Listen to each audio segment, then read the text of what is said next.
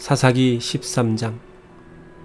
이스라엘 백성이 다시 여호와께 범죄함으로 여호와께서는 그들을 40년 동안 블레셋 사람의 지배를 받게 하셨다. 그때 소라 땅에 단 자손 가운데 마누아라는 사람이 있었는데 그의 아내는 자식을 낳지 못하였다. 그런데 어느 날 여호와의 천사가 그녀에게 나타나 이렇게 말하였다. 내가 지금까지는 자식을 낳지 못했으나 이제 곧 임신하여 아들을 낳게 될 것이다. 그러므로 너는 포도주나 독주를 마시지 말며 부정한 것은 그 어떤 것도 먹지 말아라. 내가 아들을 낳은 후 그의 머리를 깎아서는 안 된다. 그는 태어날 때부터 하나님께 바쳐진 나실인이 될 것이며 블레셋 사람의 손에서 이스라엘을 구출하는 일을 착수할 것이다. 그래서 그 여자는 자기 남편에게 가서 말하였다. 하나님의 사람이 나에게 나타났어요. 그 용모가 하나님의 천사와 같아서 나는 두려워 그분이 어디서 왔는지 물어보지도 못했고 또 그분도 자기 이름을 나에게 말해주지 않았습니다. 그런데 그분은 내가 임신하여 아들을 낳을 것이라고 하면서 그 아이는 태어날 때부터 죽을 때까지 평생 하나님께 바쳐질 나실인이 될 것이므로 그분은 나에게 포도주나 독주를 마시지 말며 부정한 것은 그 어떤 것도 먹지 말라고 말씀하셨어요. 그러자 마누아는 여호와께 기도하였다. 여호와여, 주께서 우리에게 보내주신 하나님의 사람을 다시 보내주셔서 태어날 아이에게 우리가 어떻게 해야 하는지 가르쳐 주소서. 하나님은 마누아의 기도를 들어주셨다. 그래서 그의 아내가 밭에 나가 있을 때 여호와의 천사가 다시 그녀에게 나타났다. 그러나 남편이 그 자리에 있지 않았으므로 그녀는 남편에게 달려가서 여보, 일전에 나타났던 그분이 다시 나타나셨어요 하였다. 마누아는 자기 아내를 따라 그에게 가서 물었다. 당신이 일전에 제 아내에게 말씀하셨던 바로 그분이십니까? 그렇다. 당신의 말씀대로 그 아이가 태어나면 우리가 어떻게 그를 키워야 합니까? 내 아내는 내가 말한 것을 모두 그대로 지켜야 한다. 그녀는 포도나무에서 나는 것을 일체 먹어서는 안 되며 포도주나 독주를 마시지 말고 부정한 것을 먹지 말며 내가 명령한 모든 것을 그대로 지켜야 한다. 우리가 당신을 위해서 염소 새끼 한 마리를 잡아오겠습니다.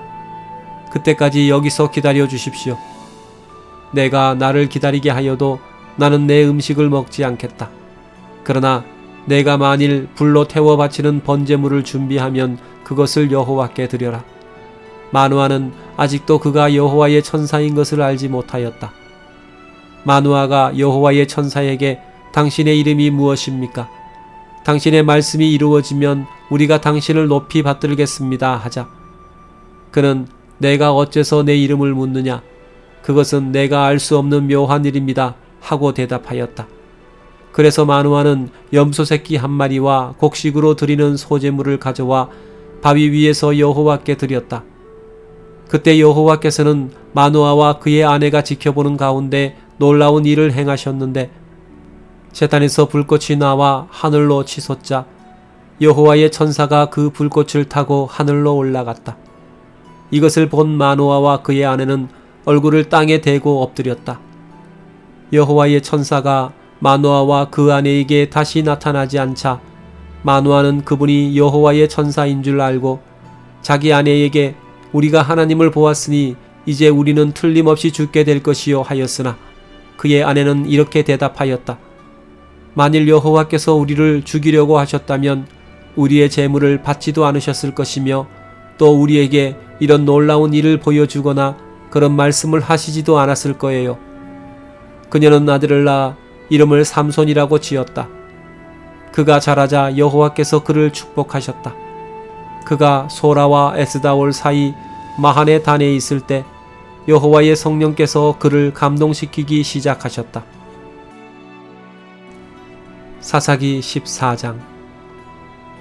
어느 날 삼손은 딥나로 내려가 거기서 어떤 블레셋 처녀를 보고 돌아와서 자기 부모에게 그 처녀와 결혼하고 싶다고 하였다. 그러자 그의 부모는 내 친척이나 동족 가운데 여자가 없어서 내가 이방민족인 블레셋 사람과 결혼하려고 하느냐 하고 완강하게 반대하였다.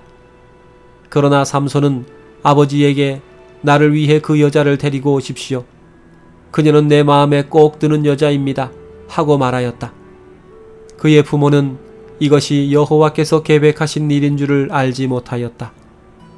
그때 이스라엘은 블레셋 사람의 지배를 받고 있었는데 여호와께서는 삼손을 통해 블레셋 사람을 칠 기회를 찾고 계셨다.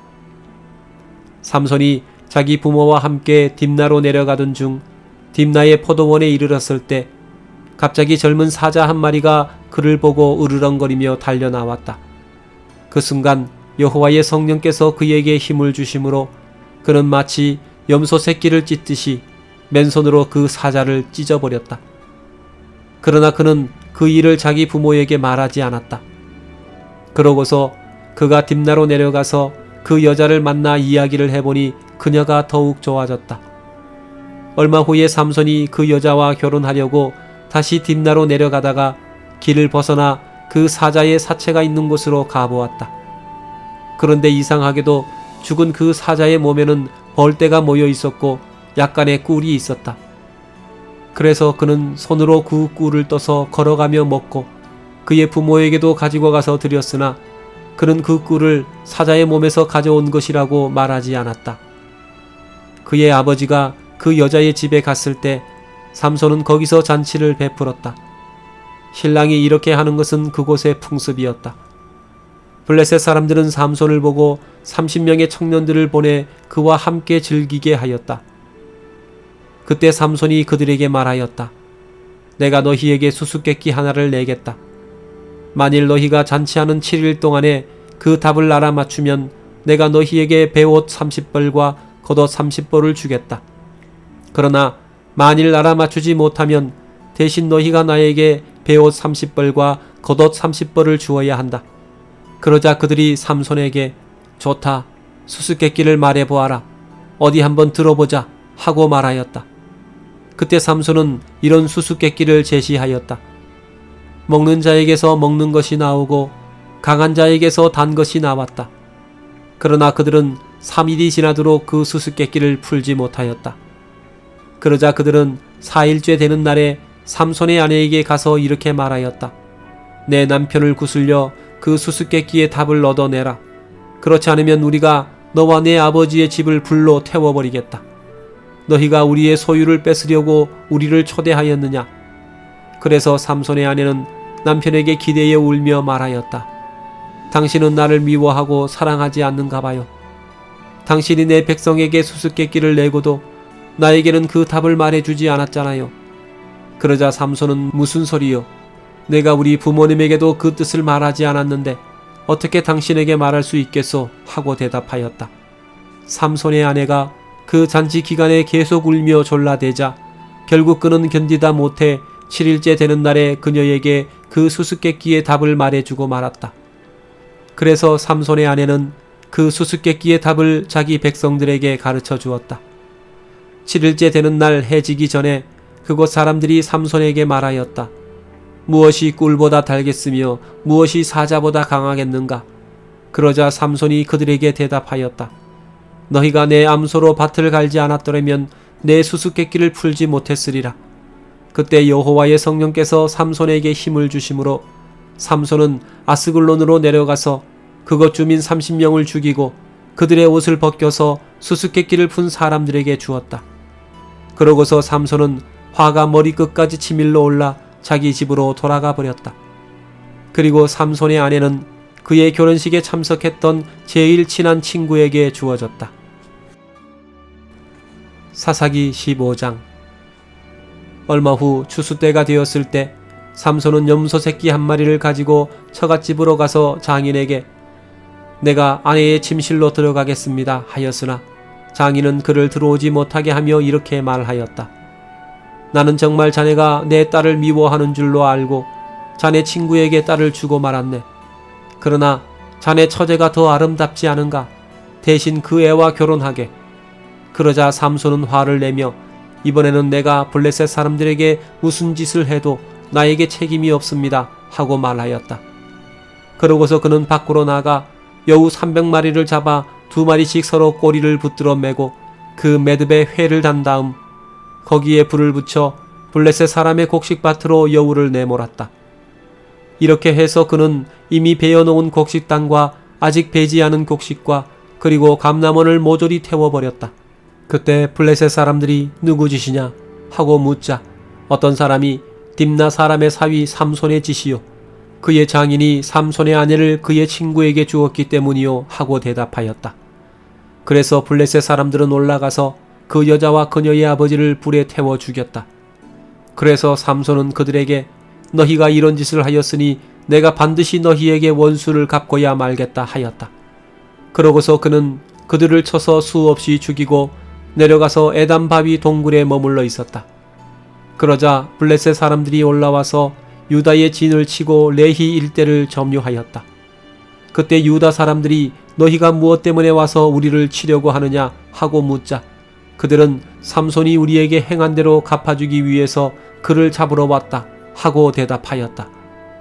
그래서 유다 사람 3,000명이 에담 바위 동굴로 내려가서 삼손을 꾸짖었다. 우리가 블레셋 사람의 지배를 받는 줄 내가 알지 못하느냐? 내가 어째서 이런 일을 저질렀느냐? 그들이 나에게 한 대로 나도 그들에게 갚아주었을 뿐이다. 우리가 너를 묶어 블레셋 사람의 손에 넘겨주려고 왔다. 그렇다면 너희가 직접 나를 죽이지 않겠다고 맹세하여라. 좋다. 우리가 너를 묶어 그들의 손에 넘겨주기만 하고 너를 직접 죽이지는 않겠다. 그러고서 유다 사람들은 새 밧줄 2개로 그를 묶어 바위 동굴에서 끌어내었다. 삼손이 레히에 이르자 블레셋 사람들이 소리를 지르며 그를 향해 달려나왔다. 그때 여호와의 성령께서 그에게 강한 힘을 주심으로 그의 팔을 묶었던 밧줄이 불탄 새끼줄처럼 끊어져 그 손에서 떨어져 나갔다. 그래서 삼손은 당나귀 턱뼈 하나가 있는 것을 보고 그것을 집어 블레셋 사람 1,000명을 죽이고 이렇게 노래하였다. 나귀 턱뼈 하나로 무더기에 무더기를 쌓았으니 내가 나귀 턱뼈 하나로 1,000명을 죽였다네. 그러고서 삼손은 그 나귀 턱뼈를 집어 던지고 그것을 라만네히라고 불렀다. 그러나 그는 목이 너무 말라 여호와께 부르짖었다. 주께서는 나에게 이처럼 큰 승리를 주셨습니다. 그런데 이제 내가 목말라 죽어야 하며 이방 민족 블레셋 사람의 손에 붙잡혀야 하겠습니까? 그때 하나님이 그곳 레히에 있는 한 우묵한 곳을 터지게 하셨다. 그러자 샘물이 솟아나와 삼손은 그 물을 마시고 원기를 다시 회복하였다. 그래서 그 샘을 엔핫고레라고 불렀는데 그것이 오늘날까지도 레히에 있다. 삼손은 블레셋 사람들이 통치하던 시대에 20년 동안 이스라엘의 사사로 지냈다.